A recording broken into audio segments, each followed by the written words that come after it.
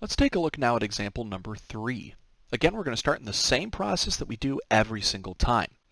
Is this a derivative rule that I already know? Because if I can avoid doing one of these u substitutions, that's great. That's going to just make things easier for me.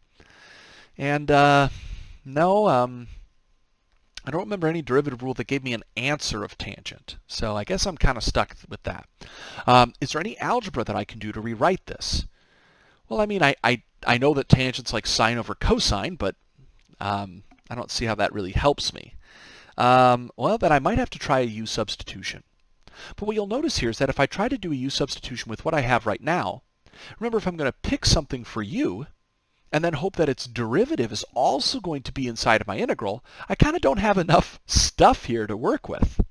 So I'm going to go ahead and actually first go ahead and rewrite my integral of my tangent as an integral of the sine over the cosine. And the reason that I'm doing this is I'm getting more stuff involved. And if I get more stuff involved, that might make it easier to make the substitution. So let's go ahead here and start thinking about what I might want to choose for the value of u. Well, I don't really have too many choices here. Let's start with a very, very common selection here. How about something like the sine of x? People love to select the sine of x here. It's a great choice, actually. Notice, though, that if I do select the sine of x, then it's going to be the case that the derivative of that is going to be the cosine of x. And if I multiply over my dx, I'm going to get cosine of x times dx.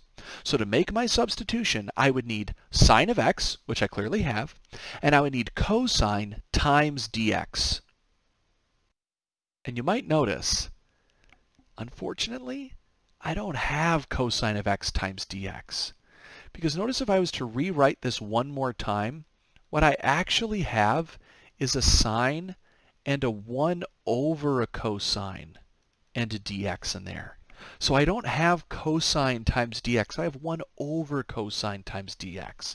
So while this looks like a great option, it's actually not going to work super well at all. Well, no big deal. Again, it's not a bad thing if you try something and it doesn't work. That's going to happen. Just accept that that's going to happen on almost every single time you try a u-sub. Just be comfortable with it. You're not probably going to guess the right thing on the first try most times. So we tried sine. How about we try cosine? Again, there is a cosine in there. I could just replace it, right? Wherever I see cosine, I put in a u. Now the derivative of my cosine would end up being negative sine of x, which then means that I would say that negative sine of x times dx is equal to du. So while I could rewrite this part as 1 over u, I could see how I could get rid of that sine times the dx. I would just have to replace it with a negative du. Right, just multiply both sides of this equation by a negative 1.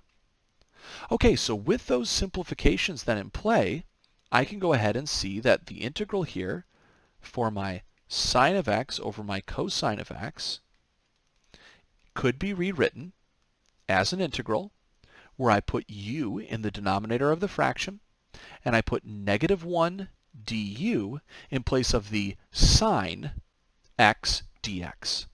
So again, I'm now going to look at this and say, this is like a negative and then a 1 over u du.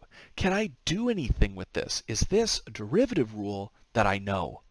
And it actually is. It's perfectly a derivative rule. This is going to be negative natural log, remember, absolute value of u plus c. And so, of course, I could rewrite this then in a final form where I replace u with what it's the same as, which would be the cosine of x. So this right here is a perfectly valid answer that I have. But I'll make one quick observation here. And that is that I could rewrite this one more time using properties of natural logs.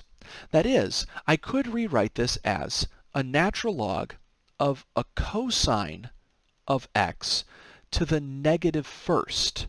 Notice that's not an inverse of a cosine. That's cosine to the negative first power, and that's 1 over cosine, which means I could rewrite this as natural log absolute value of a secant. Both of these answers are correct, and I would never really care which one that you wrote. However, in Calculus 2, this antiderivative, natural log of the absolute value of the secant, does occur and becomes actually important in a Calculus 2 class.